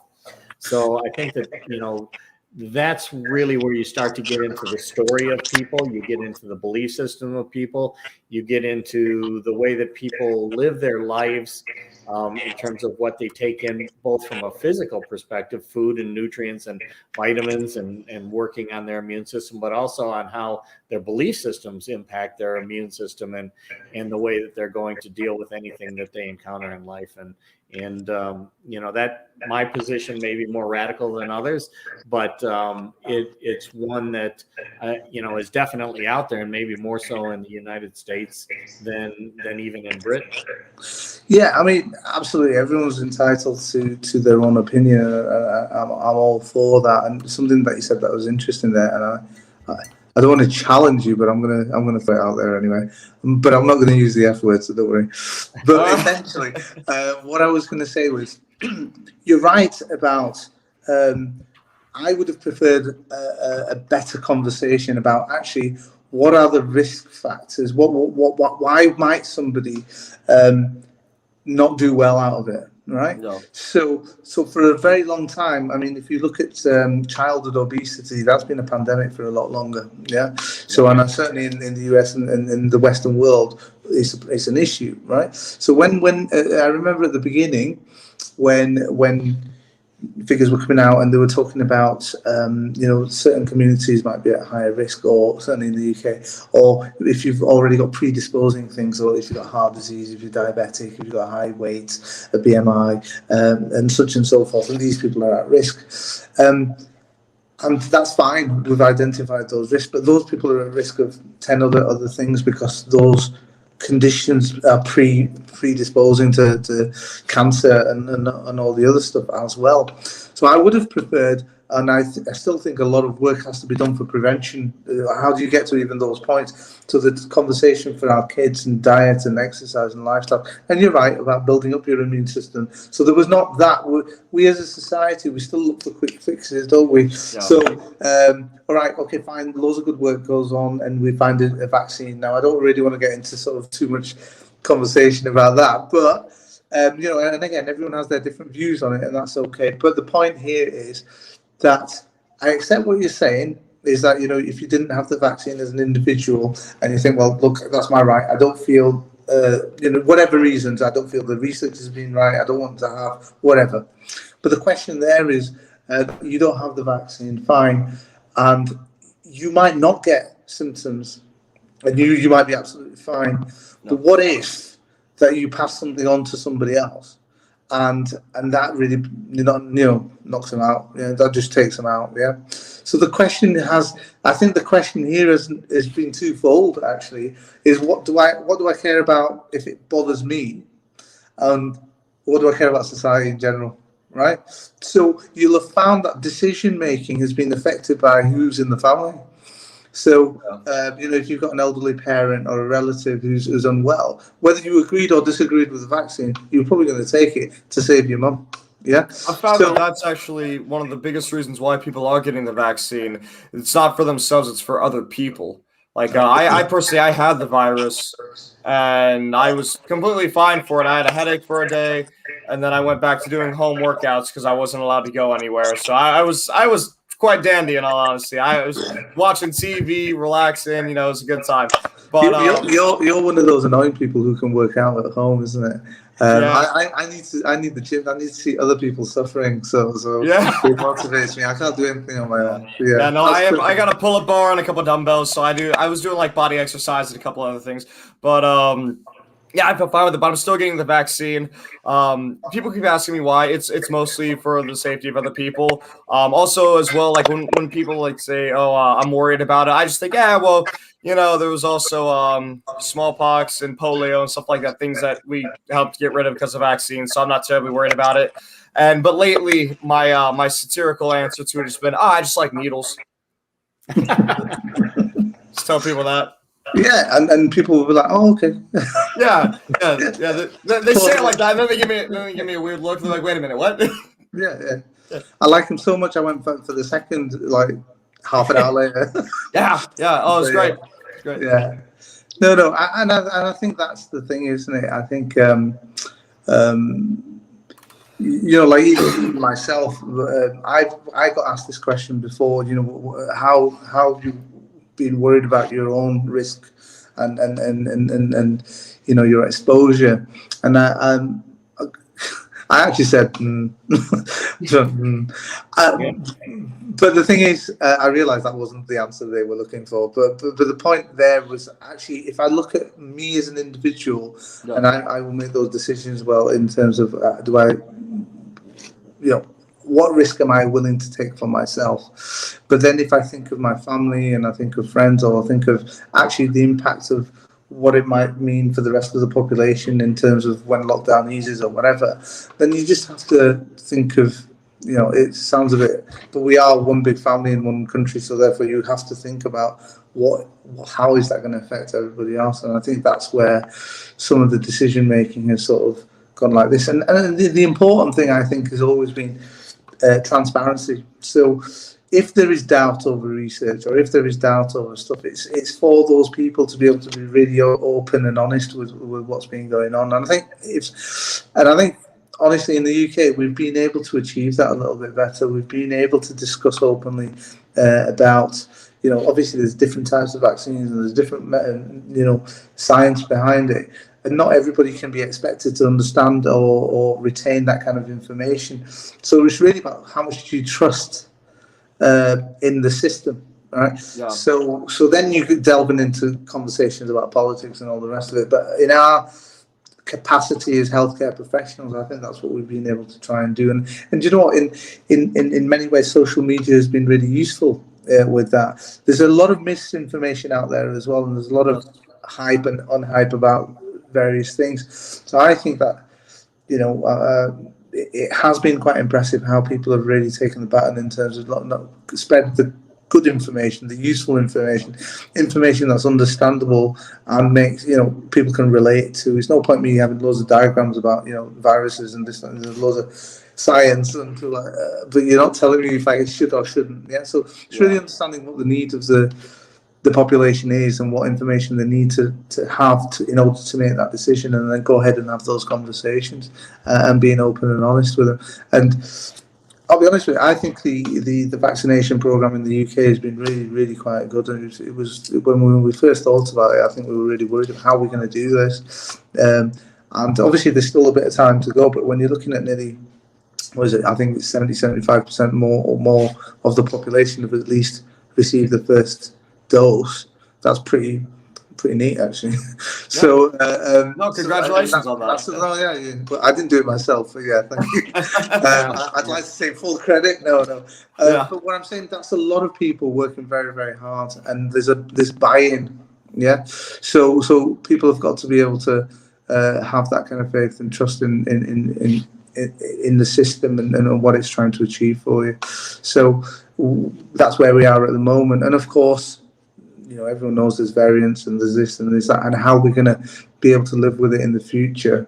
And that's for people in positions to sort of talk about that and decide that. But we as a population, we just need to have faith and trust in the people who are trying to look after us. And that's all you can do, isn't it, really? But like you said, Brett, I think when it comes to health, you're in control of your own. So you've got to be able to look at your diet, your lifestyle, what makes you happy. All those sort of things are important to instill in the younger generation, so that they have better immune systems, so that they have better coping mechanisms. You can argue that this whole thing has been because we've not looked after each other for so well, and that a virus has come and then taken advantage of people who are not in the best of shape. You could argue that case. But equally, you could say, well, this is a very deadly virus as well. So, whichever view you take of it. Well, I think that people, what they really need to do is they need to start learning how to dissociate the difference between a medical professional and a politician when it comes to talking about these things. A lot of people, they hear facts coming out of their prime minister or their president or whoever their leader's mouth is, and a lot of times they say, oh, I don't know if I can trust him because they're just in for money, which, don't get me wrong, being an American, being in a country that was founded on giving the government the finger, I completely understand that distrust. But at the same time, when you look at medical professions, your job isn't to make a whole bunch of money off of sick people. Like the majority of the people, especially on the lower end of things, your job is to help people. It's to inform people. It's to make them healthier. It's to make sure they don't die, basically. When somebody comes into your form of work and you say, hey, have you drank anything? Are you on any sort of drugs right now? It's not to get people to think, oh, they're going to tell the police because I'm on whatever. No, your job isn't to get them in trouble. Your job is to make sure that they are safe and make sure they're healthy. If they are on one drug, they need to be hydrated. If they are on another, maybe you'll just leave them alone and bring them a pudding or something. I don't know. I don't think I've ever given anybody else but myself a pudding. But yeah, I see what you're saying. But yeah, you're right. I think, and that's. I'm very, very fortunate to be part of what's considered a caring profession. Okay, so there is a difference between a job and whether you care.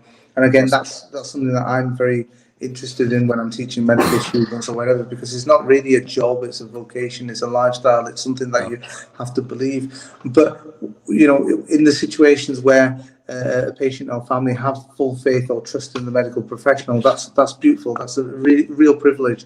But then equally, there might be reasons why they don't have full faith or trust, and you know, that's like any other relationship, it's got to be worked out and thought about. Well, why are you questioning? Maybe I've not explained myself right, or maybe I don't understand what your concerns are, and I've just not addressed them, right?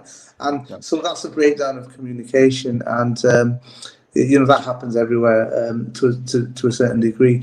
But I think when you look at, you know, if we're going to make the comparison, you know, you've got different healthcare systems, okay? So then when you've got different healthcare systems and you talk about the exchange of finances, then of course you're going to start questioning one's motivation for, you know, I've got relatives over the world, and, you know, they'll send me a report, and I'll be like, why have you had all this done? I don't get it, And that's the thing. So in that particular healthcare system, of course, if you work in a system where you pay me for something, I'll go, yeah, all right, that's cool. I'll do what, you know, you're paying me, I'll do it, whether it's clinically indicated, whether it was going to help you or not, that's a clinical decision, that's a clinical reasoning, and I don't expect somebody without clinical knowledge to understand those things, right? So, you know, I go to give my car in for servicing. I've got no idea what's underneath the bonnet, right? I have full faith that that person is going to make the changes or adjustments that's needed, and I'll pay that person for that service, right? Yeah, and that's what it is, As in, obviously, that I'm giving the car example, but we don't have that system in our NHS. There's no exchange of direct money, So there's no, that conversation is not that. It's purely about whether I feel or whether we feel together that this test needs doing for the betterment, or to find out what's going on, or if it's going to improve the overall management. And so, but if you said to me, I'll get you some money, I'll go, yeah, all right, and I'll do the test. And it doesn't necessarily mean that you needed it or you didn't need it. So that's the main difference, I think, in you know, the healthcare system over there and here. And therefore, you would be thinking, well, why am I paying this? Why am I getting this test done? I don't know whether I should or I shouldn't. Whereas here, people don't ask that question necessarily because there's no loss of money. Do you get what I mean? So they'll be like, he must be sending me for that test because it's relevant. Otherwise, why would he send it? Yeah. Well, whereas, I mean, you gotta. It's all in kind of the narrative. I mean, I was bio pre-med when I was in college. I've studied this a lot. I have a difference of opinion than the majority in terms of the narrative, because I believe that the narrative is being driven by the pharmaceuticals, which are making the money. And unfortunately, you know, that's the role, or that's the narrative that has been taken on politically as well. But if you look at those that also have been virologists or are virologists and look at it from a different perspective, the different perspective makes a lot of sense as well. And that's why I think that, you know, there's a lot out of there, and people need to get both sides of the story in order to be able to make an informed decision. Absolutely. But the narrative is not fair in the way that it's being presented. And even back in the early days, I was on a conference call with some of the national healthcare people back. I mean, this is back in like April of last year. And I asked the question, I said, why isn't there any emphasis being put on your building your immune system? And they're like, oh, because we don't have time for that. So that's not why we're talking about it on national TV. That's why we're not talking about it and actually informing the public. And I'm like, that's bullshit. I mean, so actually, no, I agree with you, Brett. I mean, but it might be slightly different in the UK in that we did have sound bites of, you know, you know, obesity is a risk factor, or we've seen that you know, people with obesity or people with cardiac problems don't fare very well, or end up in, you know, needing more invasive treatment. Right. So we had those sound bites regularly and throughout, and as a result, I remember last year even we had a bit of an obesity drive, and you know, talking about health improvement and health promotion. But I agree that that's an investment, isn't it? That's an investment over time. You're really trying to that's something that's going to come a generation or two later, or in terms of that. But the current problem is here and now. Yeah. So I think people would accept that. The severity is not so bad in younger folk, in children, and therefore it's been sort of left in terms of health promotion and do what you need to do with them, and we've concentrated on the adults. But of course, it's still very difficult. Where if you've got saturation of beds in hospitals, or you've got problems, it's what can we do to fix the problem? But that's been the thing that's happened over the past 20, 30 years, hasn't it? There's a problem. I want this problem fixing, but people haven't really concentrated on. And this is all spheres of like what led to that problem. We see people in crisis situations, but we don't necessarily help. Oh no, we do help. We try our best. It's just that people don't necessarily. That person who's having the massive heart attack at that moment in time gets the acute management of their chest pain. But for as they're building up to that, of course, people would have talked about their health checks and this, that, and this. Whether the individual has bought into whether they feel that they're at risk or whether not, or they might go, well, actually, it doesn't run in my family. I think they just want me to have this test, or they might have a view on statins or this or that. I don't want to be on such and such. And then they're at this particular point in life, but then that changes them. So there are many people who have a heart attack and then go, right, now I'm going to quit smoking. But you might have spent 10, 15 years trying to get them to try and quit smoking, but they won't. So that's about behavior change. And of course, people might be in like a pre-contemplation phase for most of their life. And then an event happens and then they go, is that versus whatever? So we're trying to understand behavior change. And I think that's what they're saying is that, that cycle, that whole thing is a real, that's a few years that you got a whole younger generation to try and do that health promotion with. But right now, here, today, we're faced with this situation. How are we going to deal with it? And I think that's why, the vaccines or all the measures that have taken place so far have been the sort of acute management of the situation. But you're right that we do need to think and sow the seeds for how we're going to deal with things like this, moving forward. So still, despite everything, we would say that, in the UK, heart attacks and strokes, still, yeah, despite all the good work and health promotions and all the rest of it. And then when you talk about the cancer narrative, people will talk about, well, I had a very good conversation recently with someone talking about diets and the increased processed foods that are going in as a reason why there's overall. And that's an interesting conversation. Then the other flip of that is, well, people are living longer. So obviously, if you're living longer, then you are at higher risk of cancer, because that's it, cell behavior. So but we're very lucky. We have modern science and we have lots of research, and we're still constantly learning about stuff, and that's exciting anyway for people who are involved on that side of things. But I think there's a nice overlap between the individual, what they want to do in their life, and how they see themselves in the world, and then how the world has an impact on the individual. Yeah. So it's all very interesting. No, I'd definitely like to say that we're all the main character of our own movie. Yeah, but I mean, I'm more of an extra in my own. You're not even your own protagonist. I'm not even in my own movie, and the reason why I say that is because I spend so much time just looking at other people and something. And I think again that's an interesting thing that I try to have in my books is that sometimes maybe your biggest moment is not in your own life. Sometimes your shining moment has actually been playing a cameo in somebody else's journey, and you might have been that one thing that changed somebody else and inspired them or made them make a decision that made them go on and do great things. And you don't see that as your greatest achievement, but in actual fact it is, so that's why I don't mind being an extra in my own movie. I like that. It allows you to live vicariously through others' great experiences as well, or at least experience part of it. You're like sampling the lives of amazing people almost, and then like creating your own amazing life. Well, this is it. But sometimes. I've spent a lot of time in like train stations and then airports and stuff, and sometimes maybe I'm just a people watcher. And we used to, I don't know how this is going to sound now. We used to just look at people and go, "What's the backstory?"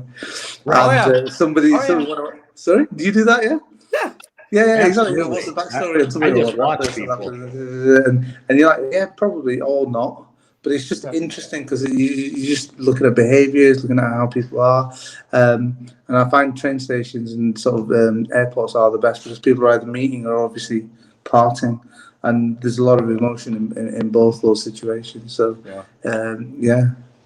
Well, I think that we're coming to the end of the show here, and definitely I've already put out your Facebook page. I tried to get to your website, but for some reason my virus detector on my computer was saying that there was some sort of a certificate issue, and it was detecting it and saying that there was either the certificate was old or whatever. But really, I wanted to make sure I got your Facebook page out there. It's in our comment section, so people can click on that. Again, this is the Facebook page for Dr. Amir, and there's his book, Annie, Are You Okay? If you have the opportunity, go out there, take a look at his Facebook page, click on Shop Now, get his book. The great thing about what I think you've been talking about, Doctor, is that you have the opportunity to influence people's lives through many different means, through the means as a physician, as a speaker, as a magistrate, and as an author. And each way touches people in a different perspective, which is what we need in today's world, is to be able to communicate in many different ways because different people relate to different things. So having multiple modalities is really important in terms of communication and leadership and health. So I think that it's been fantastic having you on the show and getting information about you and how you've written your books and reach people through that, as well as a physician. And I really appreciate you being here. What we do at the end of the show is we end by bringing up, like one last or a couple last comments on positivity and things that can uplift or help people's lives based on what we talked about or something else, but leaving people with a very uplifting, positive perspective. And what we'll do is we'll start off with Gavin and him, and then I'll go next, and we'll have you on last to kind of there's a lot of pressure on the last one. Go on then. Yeah. Well, we want to be able to give you an example of kind of how we do it, so that by the time it gets to you, you'll have the stage and be able to do it however you want. Absolutely. Thank you for that opportunity.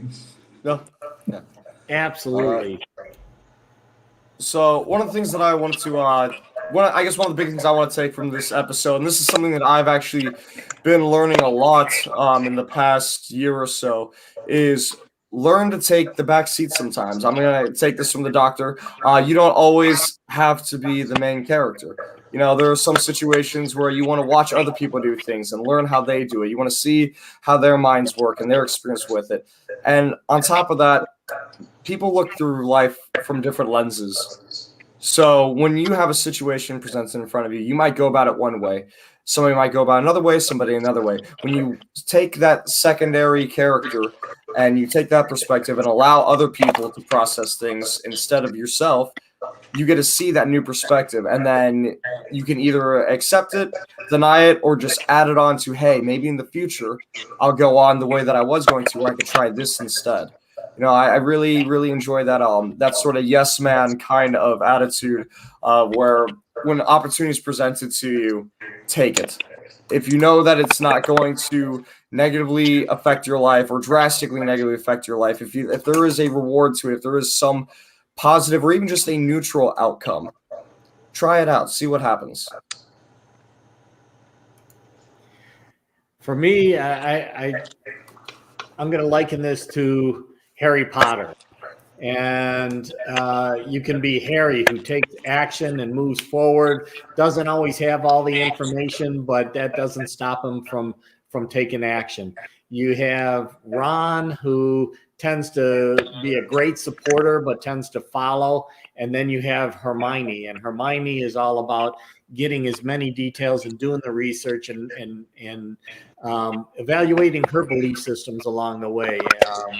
And I think that in our lives, whether it be from a mental health or a physical health perspective, take the opportunity to be able to get the best information that you can based on how you want to believe. Question your belief systems, question the belief systems of those that are telling you things, because everybody's got a bias, including ourselves, and then make an informed decision for you and your family and those around you. It's all about really being able to look at your situation in life and then gathering as much information as you need in order to make what you consider a comfortable, informed decision on your life and those around you. Doctor? Right. Okay. Wow. So they were brilliant, weren't they? I think I would say that it's never really the speed at which one travels, is the direction, and so therefore finding out which direction you want to go in is probably one of the best investments of your time. It's not how fast, it's where you're going. So that would be important. And I think a little bit of what you've already just said, but the only subject that we need to be a master in is ourselves. So spend time getting to know yourself, understand yourself, find out what makes you tick, what makes you happy, why does it make you happy? And I think true reflection is about saying, this was good, but why was it good? What was so good about it? Can I repeat it? Sometimes we find that good experiences had nothing to do with us.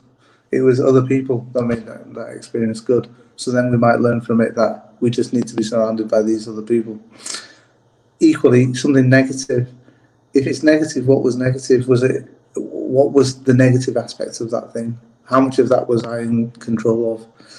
And can I avoid that in future? And I think that is true reflection, and that's how we learn. So yeah, those are my two things really. Concentrate on the direction, not the speed, and keep learning about yourself. Insight is a big thing. The more you learn about yourself, the more you know what makes you happy, the more you can pursue the things that make you happy, and life is a little bit more bearable. That's fantastic. Absolutely wonderful. Well, See, I really you were so nervous, and then you come on and you just drop all this wonderful knowledge on us. I'm only nervous because I'm still on call. Oh, well, luckily, thank God you had nothing's enough time happened. to be able to communicate and bring knowledge to us and our community, and we really do appreciate that, Dr. Amir, and we appreciate the time that you spent with us today. I know that your time is very important and important to others around you as well. So thanks for sharing some of your day with us. Yeah. No, absolutely. I'd just like to say thank you so much for having me on. It's been a really nice chat. To be honest, I've really enjoyed our conversation. I hope you and your listeners have enjoyed our chat. I think that's really important. Most and definitely. that's what this is about, isn't it? The world is as small or as big as you make it. Problems, life is as complicated or as easy as you make it. Sometimes people don't realize that things can be very simple or can be very complicated. So I'm just trying to make things really as simple and as easy as possible for me and people in my life. So yeah, I've really enjoyed the chat. Thank you so much for the opportunity.